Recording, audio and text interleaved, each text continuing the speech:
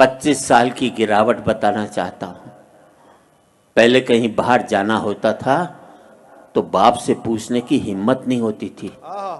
माँ से कहता था माँ मुझे बाहर जाना, पिताजी से परमिशन दिलाते।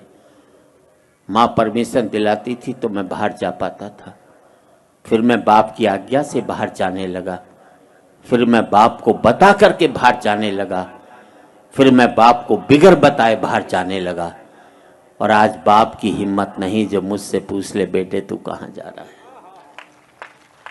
पहले मैं माँ बाप के साथ रहता था, माँ बाप मेरे साथ रहते। फिर हमने बना लिया एक मकान, एक एक कमरा अपने लिए, एक एक कमरा बच्चों के लिए, एक रीडिंग रूम, एक वो बाहर छोटा सा ड्राइंग रूम उन लोगों के लिए जो मेरे आगे हाथ जोड़ते थे, एक वो अंदर बड़ा सा ड्राइंग रूम उन लोगों के लिए जिनके आगे मैं हाथ जोड़ता हूँ। बहुत अच्छा जी, वाह वाह वाह।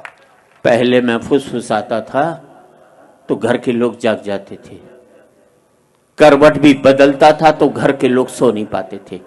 और अब जिन दरारों की वजह से दीवारें बनी थी, दीवारों में भी दरारें पड़ गई।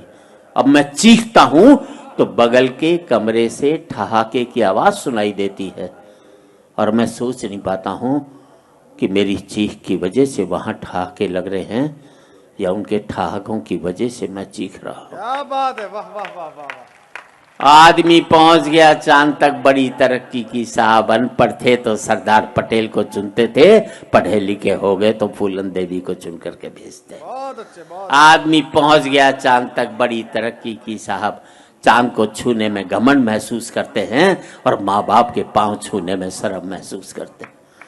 आदमी पहुंच गया चांद तक, पहुंचना चाहता है, मंगल तक खोजना चाहता है सूर्य के रहस्य, लेकिन नहीं पहुंचता भाई के दरवाजे तक।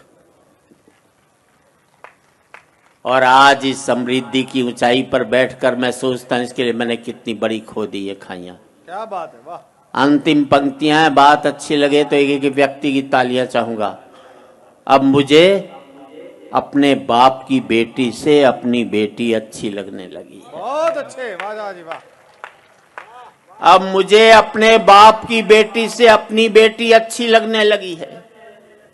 मुझे बाप के बेटे से अपना बेटा अच्छा लगने लगा है। पहले मैं माँ बाप के साथ रहता था, अब माँ बाप मेरे साथ रहते हैं। अब मेरा बेटा भी कमा रहा है, कल को मुझे उसके साथ रहना पड़ेगा। और हकीकत यही है दोस्तों, तमाचा मैंने मारा है तो तमाचा मुझे खाना भी पड़ेगा। वाह वाह वाह वाह वाह वाह। आज इस पावन मन से मैं इतना ही कहना चाहता हूँ युवा पीढ़ी से, जिंदगी भर माँ बाप के साथ रहना ताकि आपके बच्चे जिंदगी भर आपके साथ रह सकें। क्या बात है, क्या बात है। हो सकता है नौकरी और व्यापार की वजह से आप शारीरिक रूप से साथ न रह पाए, पर जिंदगी भर मानसिक रूप से माँ बाप के साथ रहोगे बहुत अच्छा। तो आपके बच्चे भी जिंदगी भर आपके साथ रहेंगे।